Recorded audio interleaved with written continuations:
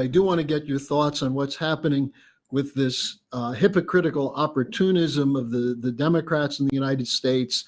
drawing a line at the wall, the border security question. And what people are missing is there's a bigger question here, which is it does appear as though the new president of Mexico, Andre Manuel López Obrador, is working with the Trump administration on economic development prospect. There's a new fund that's been established, things moving in that direction. And in fact, what it looks like is a potential to revive one of the great proposals of your husband, Operation Juarez. So it does appear as though this has to be the opportunism, the trench warfare that's gone on. There is a way out of it, isn't there? Yes, actually, AMLO, as he is called, the new Mexican President Obrador, is actually pursuing something which one could call an FDR reflex by saying that the only way how the migrant issue can be solved is through economic development, investment in infrastructure and other projects in Mexico, but also the other Central American countries. And there is actually a cooperation between Trump and Obrador along these lines.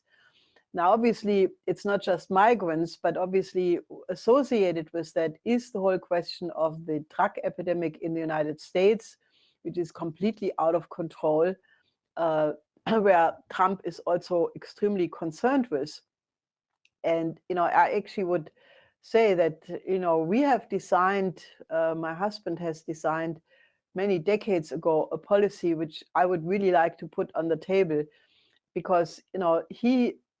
commissioned at the time a study which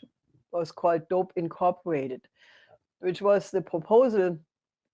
that with modern technology, NASA and other means, you can spot every single square centimeter or square inch of drug production in the appropriate countries. You can spot the trade routes, the money laundering through the banks,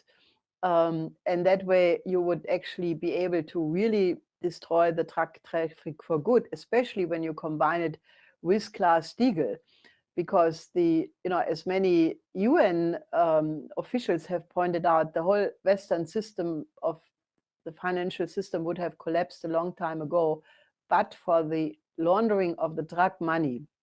So the best approach to deal with this would be to go with the Dope Incorporated NASA high technology approach, stop the money laundering through Glass-Steagall, basically shut the whole casino aspect down, and then go for an FDR policy, not only for Central America, Latin America, but also for the United States itself. So I think that is an ongoing battle, and naturally, given the fact that the government shutdown is still going on, the conflict still exists. I think it's time to discuss such proposals, because they actually would really solve the problem on a much, much higher level.